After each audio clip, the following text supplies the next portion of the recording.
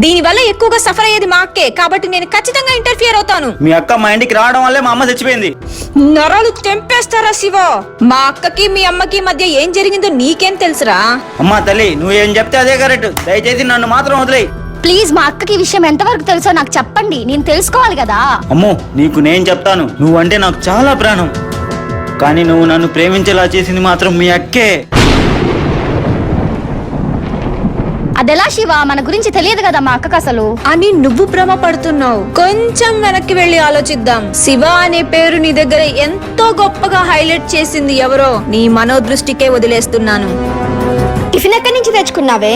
Priya hotel అక్క. Shiva hotel నుంచి తెచ్చుకోవచ్చు కదా, సూపర్ గా ఉంటది, పైగా హెల్దీ. ఏం సినిమా చూస్తున్నావే? క్రాంతి సూపర్ హిట్ మూవీ అక్క.